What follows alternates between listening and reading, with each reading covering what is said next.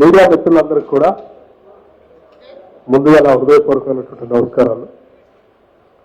రాష్ట్ర ప్రభుత్వం ఎంతో ప్రతిష్టాత్మకంగా తీసుకున్నటువంటి రైతు భరోసా సంబంధించిన రైతుల అభిప్రాయాల సేకరణ సంబంధించి వరంగల్లో జరిగినటువంటి ఈ సభలో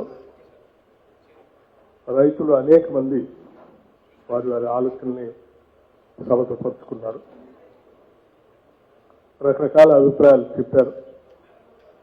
ఆ అభిప్రాయాలన్నింటినీ కూడా క్రోడీకరించి ఈ జిల్లాతో పాటు మిగతా జిల్లాల నుంచి వచ్చినటువంటి అభిప్రాయాలను కూడా క్రోడీకరించి అన్నింటినీ చట్టసభలో శాసనసభలో చర్చకు పెడతాం. అంతిమంగా ప్రజలు చెప్పిన దాన్ని ఆ పైన సభలో అన్ని రాజకీయ పార్టీలు చర్చించి తీసుకున్నటువంటి నిర్ణయాలని ఈ ప్రభుత్వం అమలు చేస్తుంది. ప్రభుత్వం చాలా స్పష్టంగా ఓపెన్ మైండ్తో ఉంది. ఈ పంచే మేము ఇచ్చేటువంటి ఈ సొమ్ము రైతు భరోసా పేరు మీద ప్రతి సంవత్సరం మేము ఇచ్చేటువంటి ఈ భరోసా సంబంధించినటువంటి డబ్బులు ప్రజల డబ్బులు. అది చివరికి ఈజీఎస్ ఎంప్లాయీస్, ఈజీఎస్ కూలీ వాళ్ళ దగ్గర నుంచి మొదలు పెడితే ఈ రాష్ట్రంలో ఉన్నటువంటి ప్రజలందరూ ప్రత్యక్షంగానో పరోక్షంగానో వాళ్ళు కట్టేటువంటి పన్నుల ద్వారా రాష్ట్ర ప్రభుత్వ ఖజానాకు వస్తున్నటువంటి సొమ్ము కాబట్టి ప్రజల డబ్బునే మేము రైతు భరోసా కింద రైతులకు ఇస్తున్నాం. కాబట్టి ఆ ఇచ్చే కార్యక్రమాన్ని ప్రజలందరూ అభిప్రాయాలు తీసుకొని మేమంతా ఒళ్ళు దగ్గర పెట్టుకొని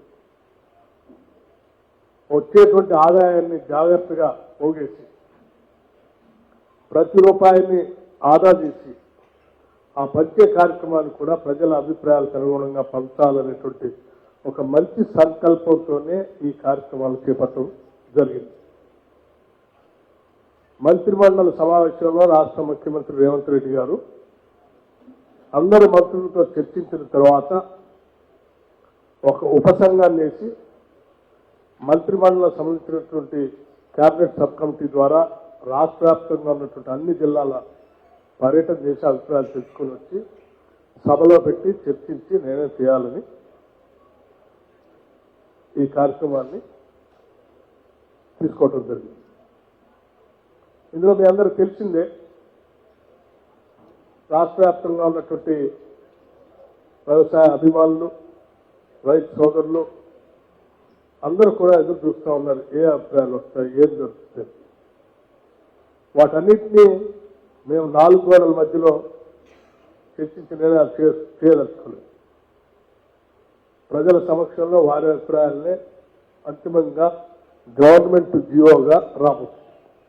ప్రజల అభిప్రాయమే గవర్నమెంట్ జీవోగా రాబోతుంది. ఇది బహుశా ప్రజాప్రభుత్వంలో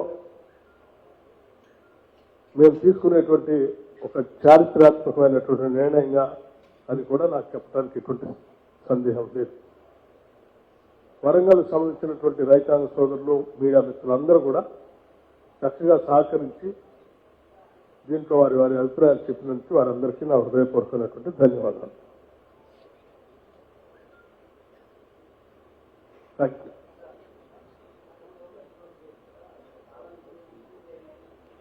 అన్నిటిని ఏమన్నా రికవర్ చేసే అవకాశం ఉంటుందా? ఎందుకంటే కోట్ల రూపాయల దాదాపు 22,000 కోట్ల రూపాయలు అట్లా గుట్టలు ఫామ్ హౌస్లకే పోయినాయని మీ ప్రభుత్వం నుంచే చేస్తున్నారు. కాబట్టి అట్లాంటి రికవరీ చేసి మళ్ళీ ఆ ప్రజాధనాన్ని కాపాడే ప్రయత్నం చేస్తారా? మా ప్రభుత్వం చెప్పట్లేదు.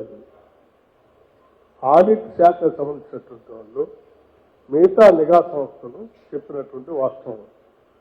కొండలు, గుట్టలు, రోడ్లకి లేకపోతే రియల్ ఎస్టేట్ చేసినటువంటి వాటికి ఇటువంటి అన్నిటికీ ఇచ్చి ప్రజాస్వామ్యాన్ని దుర్వినియోగం చేశారని లెక్కలు ఏజెన్సీ చెప్పిన ఏజెన్సీ చెప్పిన మాటలు పట్టుకునే అలా దూబరా కాకూడదు, ప్రజల ఆలోచనకు అనుగుణంగా చేద్దామని ప్రజల మధ్యకి వచ్చాం.